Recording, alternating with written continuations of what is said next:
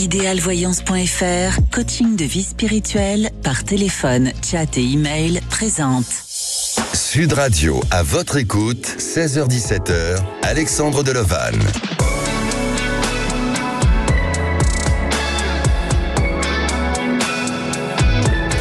Bonjour à tous, alors je suis heureux de vous retrouver, de vous accompagner durant cette heure dans votre émission à votre écoute. Le week-end approche et oui, vous avez sûrement besoin de détente et de sourire à la vie. Connaissez-vous la thérapie par le rire? On en parle aujourd'hui et on va en parler aussi avec le sourire. Est-ce que vos projets vous sourient? Votre compagne ou votre compagnon vous sourit aussi? Pour poser toutes vos questions sur votre devenir, c'est le 0826 300 300, mais aussi depuis notre adresse de contact à votre écoute @sudradio.fr. Sud Radio, à votre écoute, Alexandre Delovan. Et oui, le rire est vital à notre équilibre mental et physique et même psychologique. Lorsque nous rions, différents processus chimiques se déroulent dans notre corps et d'une part, ce sont les endorphines et la dopamine qui ont des effets positifs sur notre humeur, sur notre comportement et aussi sur notre cognition, mais sur notre sommeil et nos mouvements avec, bien entendu, notre mémoire. Mais le rire peut nous aider à nous connecter avec les autres. Ça vous arrive parfois d'avoir des approches avec les uns et avec les autres par le biais du rire. Le rire peut être communicatif et la thérapie par le rire peut vous éloigner de la solitude. Est-ce que c'est le cas pour notre prochaine auditrice et notre première d'ailleurs auditrice? Eh bien, je vais lui demander. Bonjour Thérèse. Bonjour Alexandre. Bienvenue sur Sud Radio. Merci beaucoup. Alors, je vois que vous souriez, vous avez le rire aussi prononcé, donc c'est très bien. Voilà. Et justement, est-ce que c'est une méthode ou une technique ou est-ce que vous avez facilement le sourire et vous aimez rire? Ah oui, voilà, malgré les aléas de la vie, les hauts, les bas, je reste toujours positive, avec le sourire. Et quand j'ai des copines qui sont pas bien, eh bien justement... on parle de ces petits soucis, puis après j'essaie délicatement de partir sur l'humour et après voilà de partir sur des fous rires. Et voilà, c'est pareil avec ma sœur, avec les gens qui sont autour de moi. D'accord. Vous avez le sentiment pour vous que le rire est une thérapie qui justement déstresse et enlève toute anxiété? Ah oui, tout à fait, tout à fait. Quand je vais pas bien, ben juste après, j'essaie de voir si par exemple il y a une petite émission sur le rire, tout ça, et voilà, aussitôt ça rebooste et ça fait du bien. Est-ce que vous-même vous avez un rire communicatif?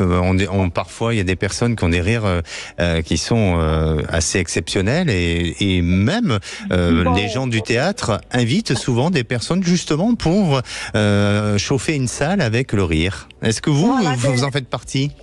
Ben justement, je fais du théâtre amateur. Oui. Et c'est vrai que quand on fait les répétitions, tout ça, on a beaucoup de fou rire, voilà, et ça fait du bien. Ça, on a quand même le stress avant de monter sur les planches, mais après, on pense à ces fous rires, à ces rires, et ça fait beaucoup de bien. Bon, super. En tous les cas, continuez et n'hésitez pas à véhiculer le rire parce que c'est l'humour et le rire, je crois que c'est ce qu'il y a de mieux et de ce qui peut aussi être transmis pour avoir la bonne humeur. Voilà, et oui. Quand je travaillais, à l'époque, je laissais les soucis à l'extérieur et quand j'arrivais, personne ne soupçonnait ce qui se passait parce que j'ai toujours le sourire, je reste positive, Magnifique Thérèse. Alors aujourd'hui, vous avez des interrogations concernant votre fille. Oui. Vous avez une fille qui est en études et vous vous inquiétez un petit peu de son avenir, mais je crois que votre fille a quand même la tête sur les épaules, non? Oui, quand même, oui. Elle est à la fois femme-enfant, enfin voilà, elle a 20 ans, elle est un peu comme moi, elle est émotive, mais en même temps, elle a son caractère, et voilà, c'est un peu partagé. Et c'est vrai qu'elle s'est débrouillée pour faire ses demandes sur Parcoursup, ce qui est une galère pour les personnes qui connaissent ça, elles l'ont vécu ou elles le connaissent. Et voilà, et c'est-à-dire que normalement c'est une question, mais en fait c'est 3 questions en une en fait aujourd'hui. C'est pour savoir dans quelle région elle va être, le logement, et si elle va trouver l'entreprise, parce que c'est lié en fait, voilà. D'accord. Donc là, elle est en Parcoursup. Oui, enfin là, elle a eu son CAP de vente. Là, Oui. elle est en terminale. Elle va avoir elle passe le bac, son bac pro en accueil. D'accord. Et donc, et après, elle part sur un BTS sur 2 ans et c'est très galère, voilà. Et malgré les démarches qu'elle fait, bon, je l'accompagne, mais c'est elle qui parle, bien sûr. Et voilà, on sait pas trop. Et question région, question région, voilà. Elle a demandé Bordeaux, Dax, Lille, Arcachon, Nantes, Toulouse. Et voilà, et est-ce qu'elle va trouver, voilà, une entreprise et dans quelle région elle va être, le lycée, voilà. Elle est où actuellement ? Actuellement, nous en sommes dans la Gironde. En Gironde, d'accord, ok. Et voilà. D'accord. Et pour faire une petite parenthèse, c'est pour revenir sur votre ressenti. Je vous avais appelé ultérieurement. Ah oui. Et évidemment, ça se dégrade et nous devons déménager. Donc, est-ce que ça va être lié? Est-ce que ça va pas être lié? Est-ce qu'elle va trouver quelque chose à part ou est-ce que ça va être ensemble? Voilà, c'est... Qu'est-ce qui se dégrade? Voilà. Le couple, au niveau de mon couple. Ah ok. Et donc, vous nous avez appelé il y a combien de temps? Parce que j'ai pas connaissance du sujet. Il y a quasiment 3 semaines, à peine. Ok. Voilà. Et donc, qu'est-ce que je vous avais dit sur votre couple? Eh bien que de toute façon que ça allait se dégrader et qu'il fallait que je commence à chercher pour déménager parce que ça ne durerait pas et que ce serait avant l'été. Mais c'est rapide, hein, parce que si vous nous avez contacté il y a 3 semaines et déjà que les choses sont en train de se mettre en place, est-ce que ça n'a pas influencé aussi cette situation et cet événement par rapport à ce que je vous ai dit?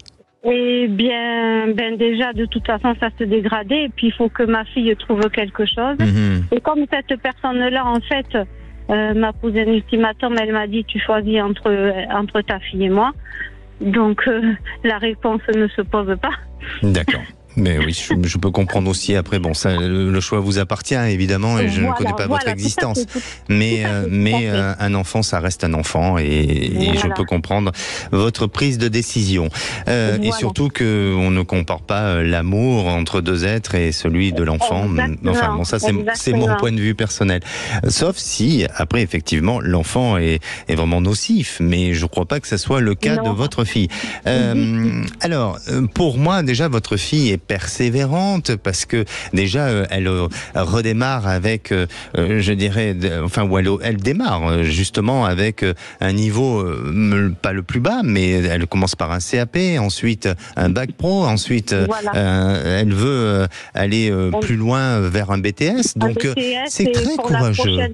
Voilà, pour la prochaine rentrée de septembre. Bien sûr. Alors, c'est pour ça, est-ce que la location va dépendre de est-ce qu'elle va situer ou est-ce que ça sera 2 choses à part? Est-ce que je vais trouver quelque chose Alors, moi, côté, ça m'est difficile de vous dire, Thérèse, où exactement. Mais par contre, ce qui me semble apparaître, et par rapport à mes ressentis, c'est que on part plus vers l'Est, et je dirais que ça s'annonce plus soit dans la direction vers Toulouse, vers Montpellier. C'est dans ces directions-là sur lesquelles je penserais, ou en tous les cas j'aurais ce sentiment et ce ressenti pour votre fille, où elle pourrait avoir la possibilité de faire ses études et d'accéder à un lieu, un endroit. Alors peut-être plus Montpellier que Toulouse, mais ces 2 endroits lui seront peut-être favorables à elle de décider, peut-être en dernière minute, mais il y a quelque chose de nouveau qui semble s'annoncer par rapport à ces endroits-là. Et là, en ce qui concerne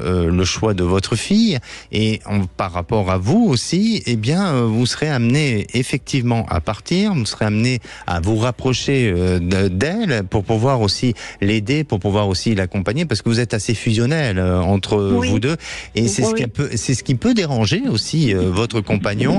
Alors, je ne parle pas de jalousie, mais tout au moins ça peut. Mais on peut, un peu. Exactement. Et c'est pour ça que aujourd'hui, vous allez privilégier privilégier ce choix-là et ça vous permettra de pouvoir changer les choses, de redémarrer, de repartir sur autre chose et surtout, ayez confiance en l'avenir de votre fille parce qu'elle est amenée à réussir, elle sait ce qu'elle veut et elle va aller jusqu'au bout des choses. Voilà, parce que là, c'est la rentrée, c'est pour septembre. Donc, elle trouvera et le lycée, et le logement, et l'entreprise. Tout. C'est un package. D'accord, d'accord. Ok. Bon, n'hésitez pas à nous tenir au courant. D'accord, parce qu'en plus, c'est un tout. Elle est entre le bac, entre les recherches. J'ai bien compris, j'ai bien entendu, j'ai bien compris. Tout ça, alors. Enlevez toute inquiétude, Thérèse. N'hésitez pas à l'encourager, à l'accompagner et surtout faites-lui confiance. Ah oui, tout à fait, oui. Merci, merci à vous, Thérèse. Prenez soin de vous, passez un bon week-end. Merci. Juste Thérèse, je suis désolé, on est pris par le temps. Il faudra peut-être nous recontacter plus tard, mais là, on est un peu pris par le temps. Je suis désolé, Thérèse. Oui, je vous en prie. Merci beaucoup, merci à vous. Et oui, je sais que de nombreuses personnes veulent passer, mais oui, tout est une question de temps aussi. Et on se retrouve, nous, dans quelques minutes avec Marie. Marie est en couple depuis 1 an avec son compagnon. Ça fait depuis cette période-là qu'ils ont aménagé ensemble. Et apparemment, il y aurait un blocage entre eux. Alors, ce sentiment de malaise et de blocage est-il temporaire? On en parle juste après, ne bougez pas. Sud Radio, à votre écoute, 16h-17h, Alexandre Delovan. Et de retour sur Sud Radio, merci d'être à l'écoute de votre émission. Alors vous avez peut-être une question à me poser sur votre devenir, sur le plan professionnel, sentimental ou bien d'autres questions. N'hésitez pas à le faire, le 0826 300 300 Aude au standard vous attend. Et puis c'est le moment du saviez-vous, et après on retrouvera bien sûr Marie. Le saviez-vous, la rigologie inspirée de la sophrologie et du yoga du rire est une forme de thérapie par le rire.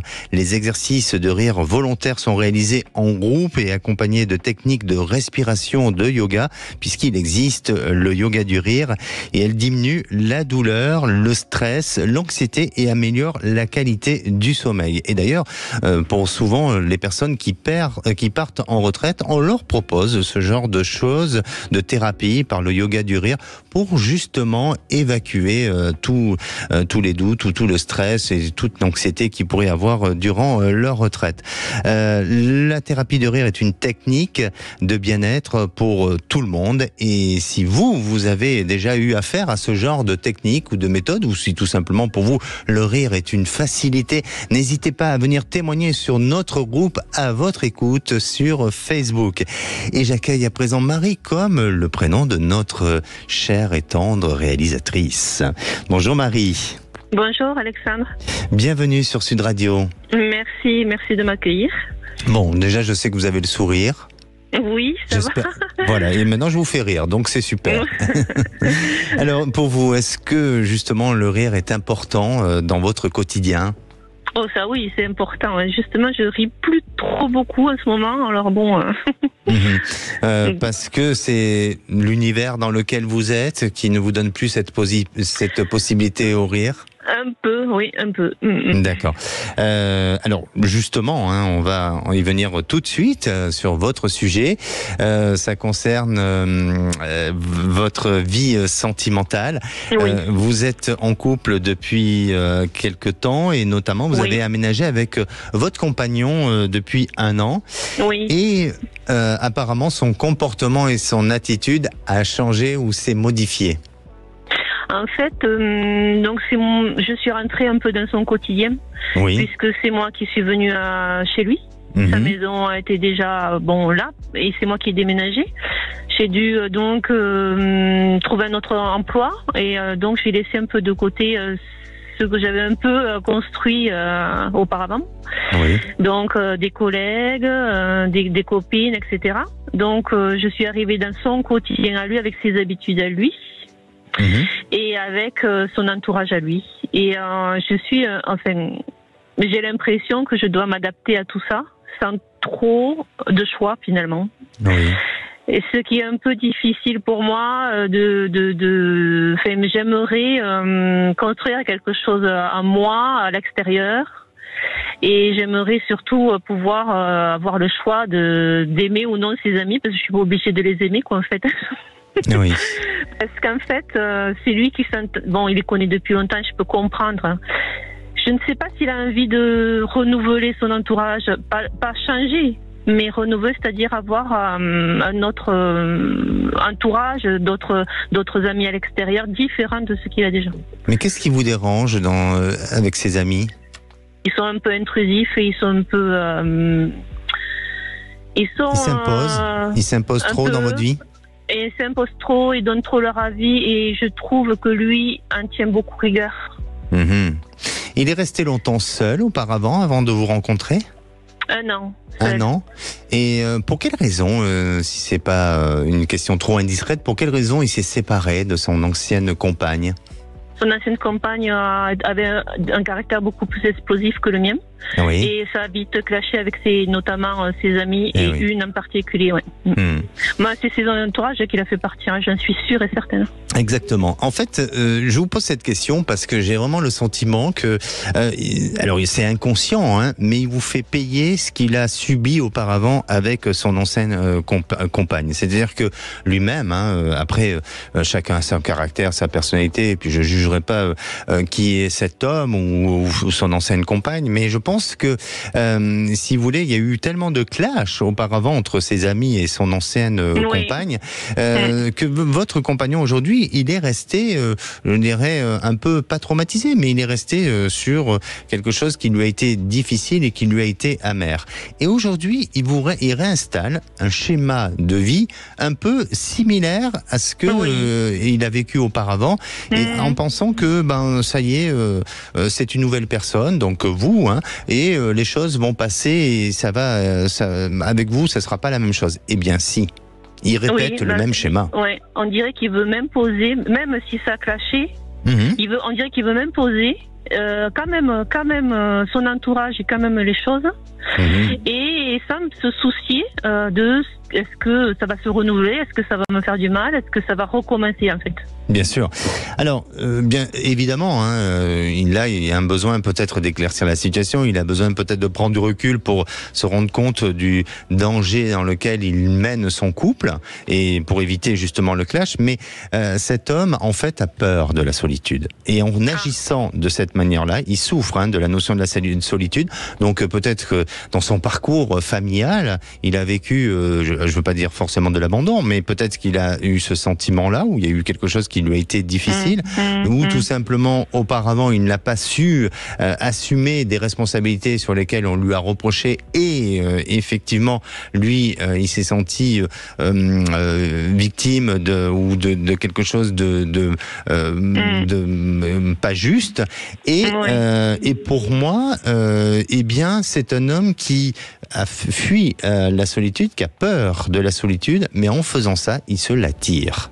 Ouais, c'est-à-dire qu'il nourrit en permanence cette peur du manque, enfin cette peur du manque d'être aimé, d'aimer, donc il se nourrit à travers des amis, et en agissant de cette manière-là, eh bien il divise certaines personnes, et ça crée vraiment des fragilités, des difficultés, surtout pour construire sa relation sentimentale. Et pour moi, ça va être compliqué, hein. Eh oui, ça va être compliqué. Aussi, Bon, maintenant, je ne veux pas vous influencer sur la prise de décision, mais je pense que vous risquez de taper du poing sur la table, et je pense que vous risquez de décider de vous détacher dans un premier temps de lui. D'accord. Mais sans pour autant de parler de séparation. Et à partir de là, peut-être que lui va se remettre en question, et peut-être que les choses peuvent redémarrer. Donc, pour répondre à votre question, je ne sens pas de rupture, mais je sens plus une notion de détachement, et avec un état de crise, et justement pour que lui puisse entendre et comprendre que ce qu'il est en train de faire nuit à votre vie à tous les deux. Ah bon? Mais je vais pouvoir me détacher sans partir? Ça peut être alors quand je parle de détachement, ça peut être d'une séparation provisoire, hein. Le temps d'aller réfléchir, peut-être héberger chez des amis ou autre, mais le temps de réfléchir à une situation.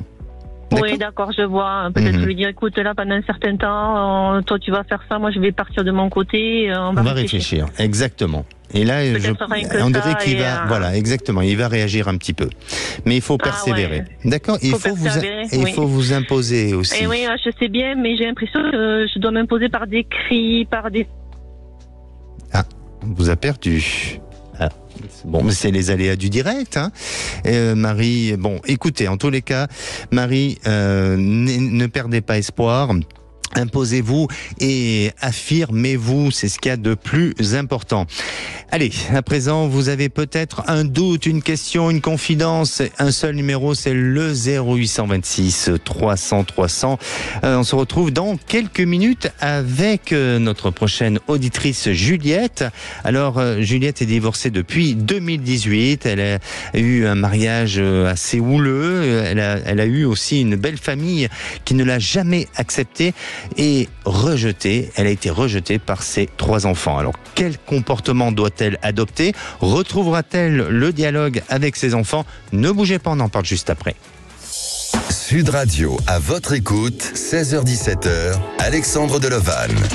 Et de retour sur Sud Radio, alors bienvenue à tous ceux qui nous rejoignent. Nous sommes bien sûr en direct et si vous souhaitez poser vous-même une question sur votre devenir, profitez-en. Il reste encore une bonne demi-heure pour passer à l'antenne de Sud Radio. C'est le 0826 300 300.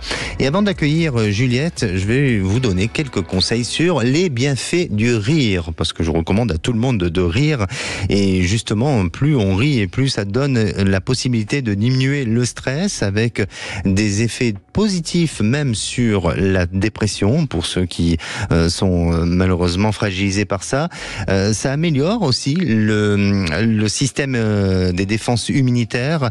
Ça donne aussi un bon effet sur le système cardiovasculaire.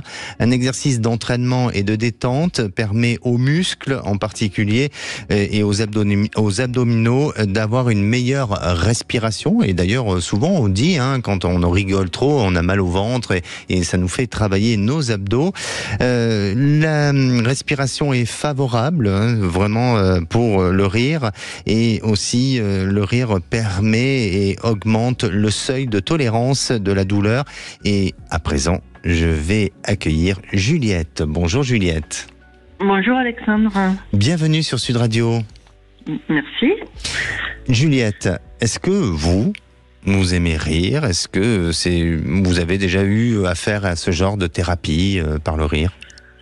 Non, j'ai pas fait de thérapie par le rire, non, mais j'aime rire effectivement. Mais je ris. Alors, ce qui m'amène à rire, c'est par exemple d'aller au théâtre. Je ris beaucoup quand je vais au théâtre, quand je vais voir ou des films aussi, des comédies, voilà, des bonnes comédies, voilà. Sinon, en matière de blagues, je suis plutôt assez compliquée. On me fait pas rire avec une blague. Je suis souvent la dernière à rire, on va dire. Voilà. Il faut que ça soit vraiment marrant, quoi. Voilà, sinon, mais c'est très bien. L'humour cynique vous fait rire? Ça dépend. Ça dépend. Bon, alors, je ne sais pas si je vous ferai souvent rire alors, parce qu'on dit que souvent j'ai un humour cynique. Alors qu'est-ce que ça va être par exemple, l'humour cynique? Là je peux pas vous dire vraiment. C'est spontané, mais parfois voilà, on peut penser que c'est du sérieux sans être sérieux. C'est ce que j'appelle l'humour froid. Alors ça j'adore. Oui, un peu. Moi j'appelle ça l'humour froid. Alors c'est ce que je préfère et c'est ce que je fais souvent. Et ça me fait rire parce qu'en fait on me comprend pas. Et ça c'est ça qui me fait rire. Des fois je fais de l'humour froid et il y a personne qui le comprend à part les gens qui me connaissent bien sûr. Et ça c'est pas que j'adore, mais ça me fait rire. Et j'adore les gens qui font de l'humour froid. Ouais, parce que les gens autour ne savent pas si c'est du lard ou du cochon. Ils sont là, ils se demandent. J'adore ça. Ouais, j'adore. Bon, très bien. En tous les cas, on vous entend parler. On entend aussi votre accent de Toulouse. Oui, c'est ça. Oui, exactement. Et Juliette, vous avez 53 ans. Oui. Vous avez une histoire un peu particulière, un peu compliquée, parce que vous avez été mariée auparavant, divorcée depuis 2018, avec une belle famille qui apparemment ne vous a jamais trop accepté et intégré. C'est ça. Et des enfants qui aujourd'hui se retournent contre vous.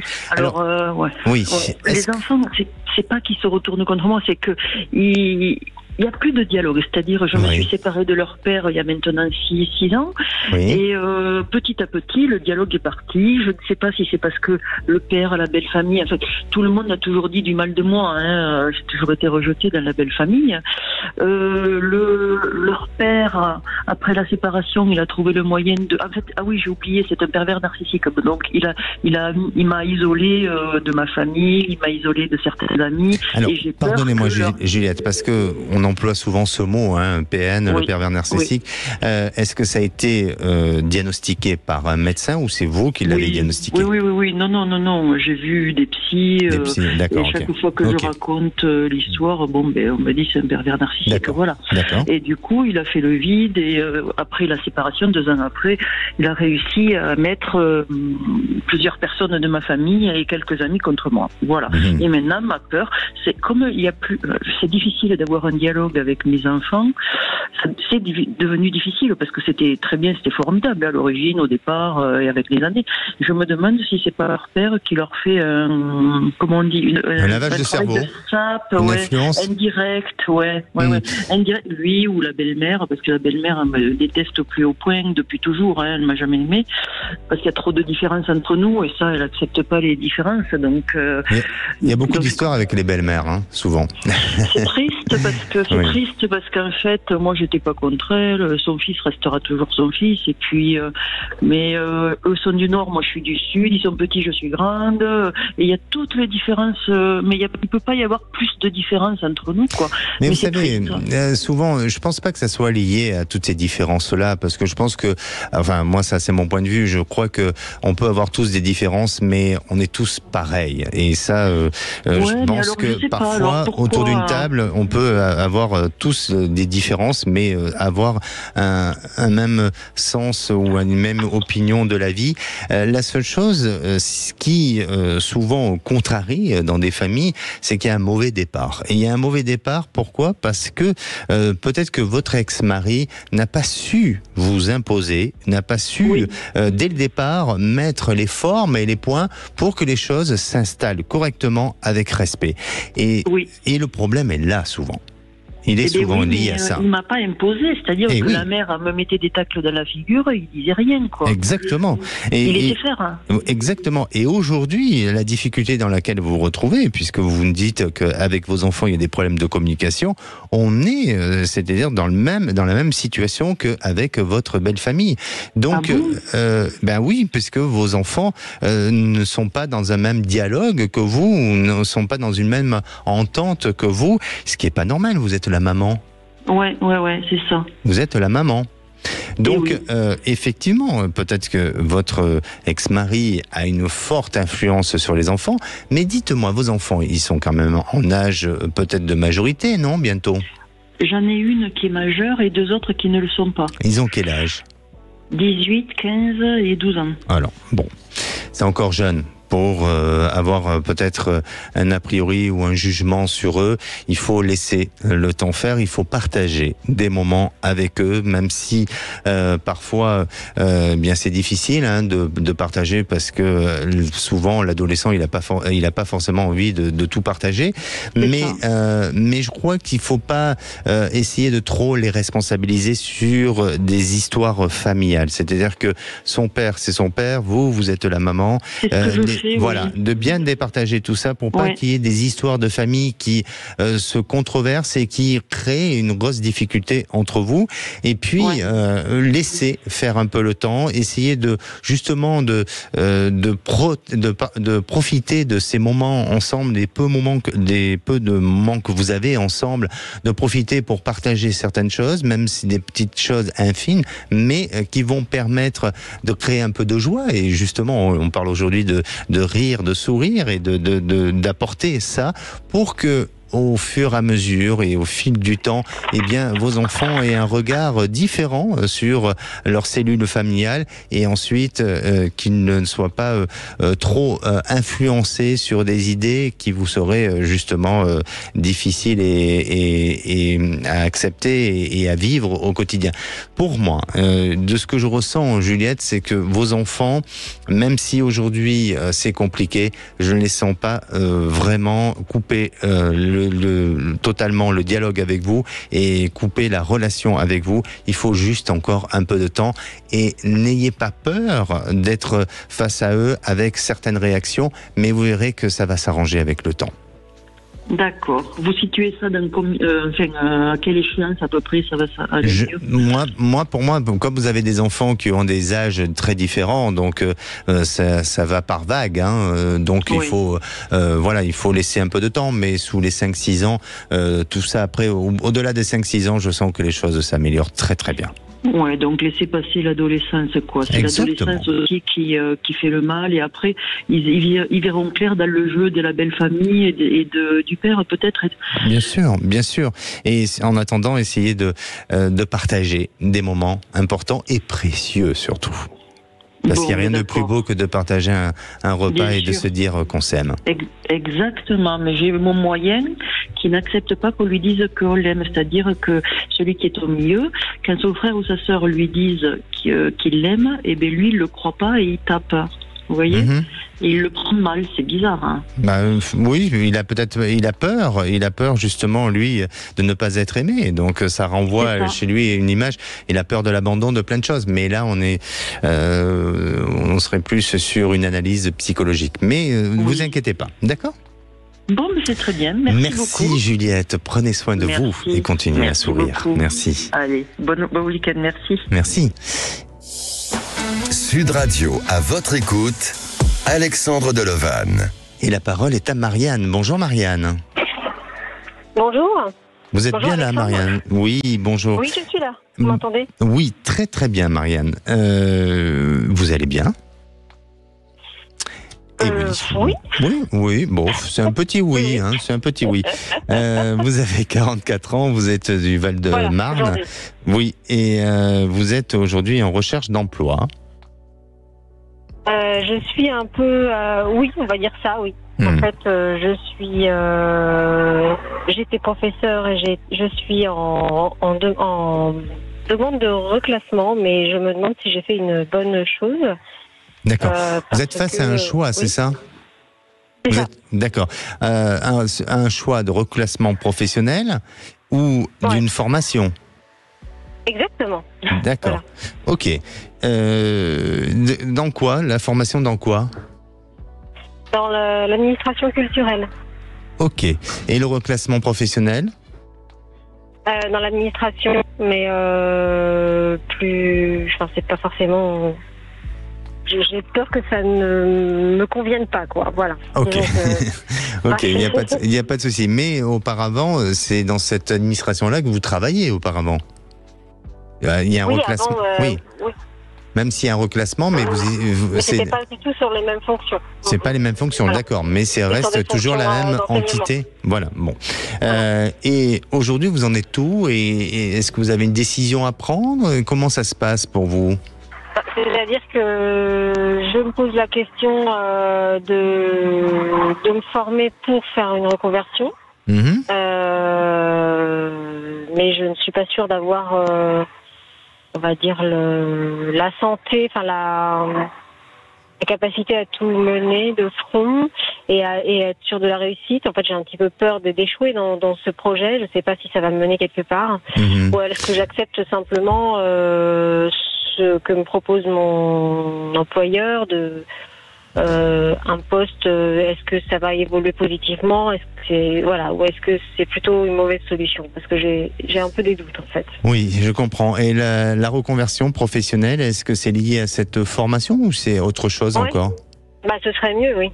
Ce serait mieux que ça passe par la formation. Par la formation, oui. Moi, c'est ce que je ressens. Ouais. C'est ce que je ressens. Il faut défendre vos idées. C'est-à-dire qu'aujourd'hui, le problème, c'est que vous ne défendez pas assez vos idées ou vous n'apportez pas assez de conviction. C'est ce que je ressens. Attention, c'est pas un jugement, mais je ressens ça.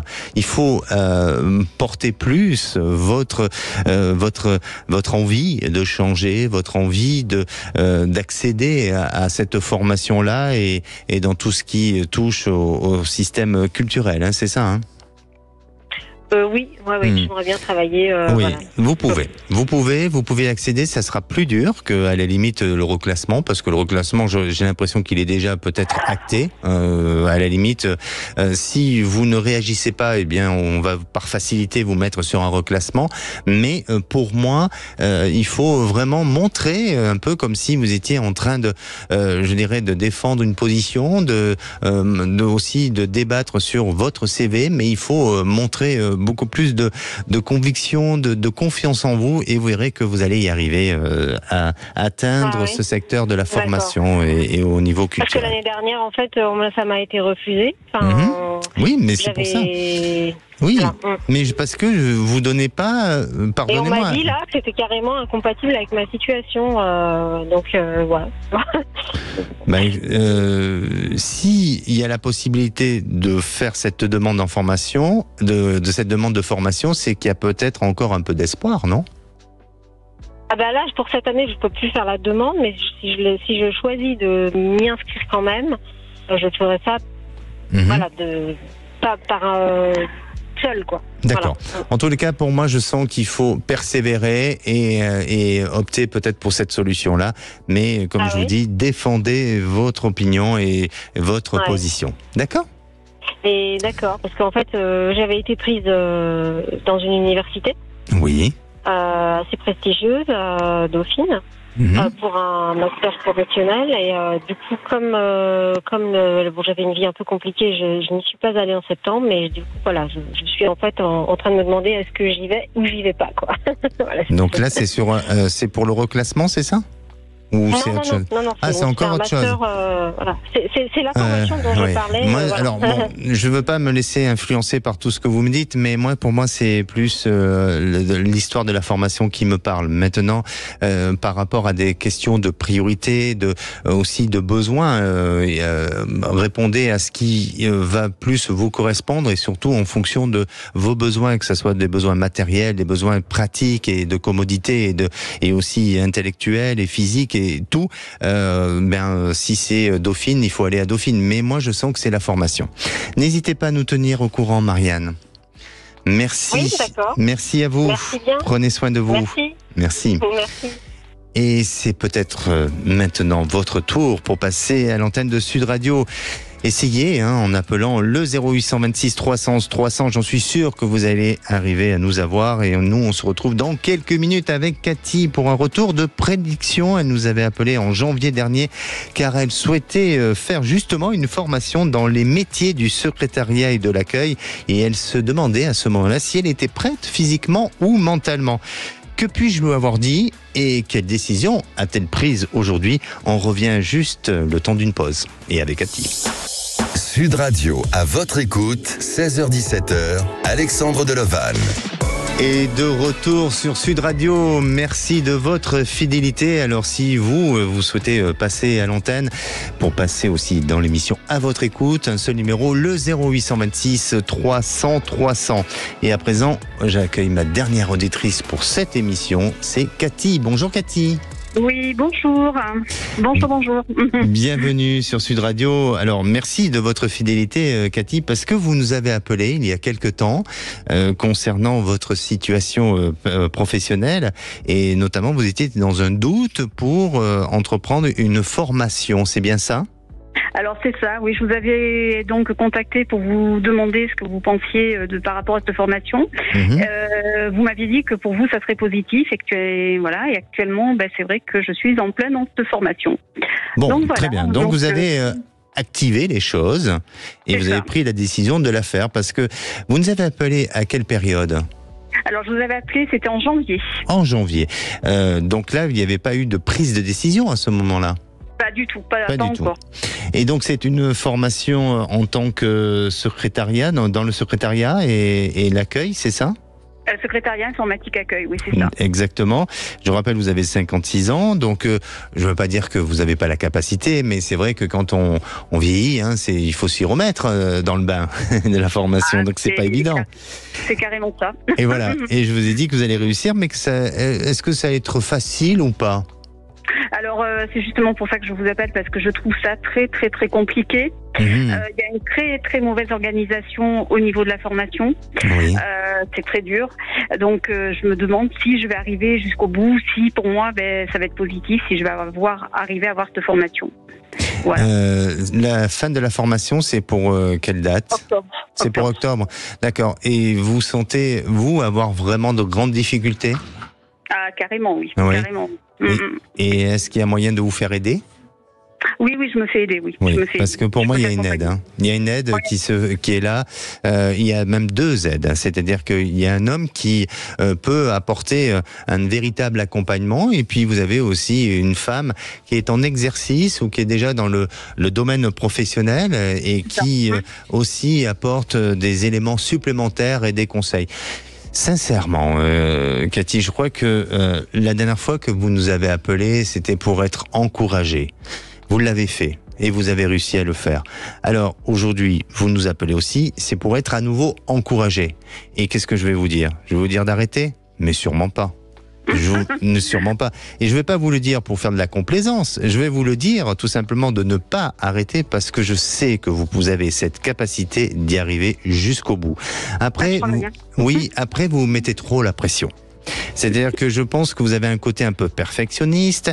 Il y a peut-être un complexe en vous aussi qui est là et qui est marqué, qui fait que ça donne le sentiment que vous n'allez pas y arriver. Mais ne vous laissez pas submerger par vos peurs, par vos émotions, mais au contraire, restez sur votre ligne directive parce que pour moi, il y a un but et ce but, vous allez l'atteindre et avec succès. Merci beaucoup, ça me réconforte parce que là actuellement c'est compliqué. Oui, j'entends, c'est compliqué et ça va être compliqué peut-être jusqu'au bout, mais ce qui est compliqué ne veut pas dire que vous allez vers un échec, pas du tout, au contraire. D'après vous, je devrais avoir cette formation quand même ? D'après vous, qu'est-ce que je vous ai répondu ? Oui. Et voilà. Et moi, je crois vraiment en vous. Et j'en suis sûr que vous avez toutes les chances pour y arriver, même si, c'est compliqué. Mais foncez, concentrez-vous sur des choses simples et ne compliquez pas les choses. D'accord ? D'accord. Est-ce qu'il y a des personnes qui sont plus ou moins négatives dans cette formation ? Parce que je sens des personnes un peu négatives. Ne vous préoccupez pas de ça. Ne vous préoccupez pas de ça. Concentrez-vous sur vous. Des personnes négatives, il y en a partout. Et effectivement, il y a peut-être des petites influences négatives, mais ça n'a pas d'impact sur vous directement. D'accord. Merci Cathy, tenez-nous au courant. Merci beaucoup. Merci, c'est gentil. Et je vous souhaite beaucoup de continuité. Voilà. Merci beaucoup. Un bon week-end à vous. Merci. Et pour conclure, je dirais une vie sans humour, c'est une prairie sans fleurs. Et celui qui sait faire de l'humour, c'est bien Philippe David. Oh, merci, cher Alexandre Delevanne, ça me touche énormément. Au menu des vraies voix. À 17h30, le grand débat. Qui pour vous est le grand vainqueur du débat Bardella-Hayé ? C'était hier sur BFM TV. Alors on est à un tout petit peu plus d'un mois du scrutin qui sera le 9 juin. Ils se sont affrontés hier soir. Pour vous, y a-t-il un vainqueur ? Ou est-ce un match nul ? Un mauvais match nul à 0-0 ou un bon match nul à 3 partout ? Venez témoigner et nous donner votre avis au 0826 300 300. L'organisation Reporters sans frontières a dévoilé aujourd'hui son classement annuel de la liberté de la presse puisque c'est la journée mondiale de la liberté de la presse. Et on vous pose cette question, la presse française est-elle libre ? Vous pensez qu'elle est libre ou vous pensez que comme une bonne partie est subventionnée par l'État, elle ne l'est pas tant que ça ? Venez nous le dire au 0826 300 300. Nos 3 vraies voix du jour, Philippe Bilger et 2 patrons de presse, René Chiche et Joseph Touvenel. Sacré débat, bonne émission.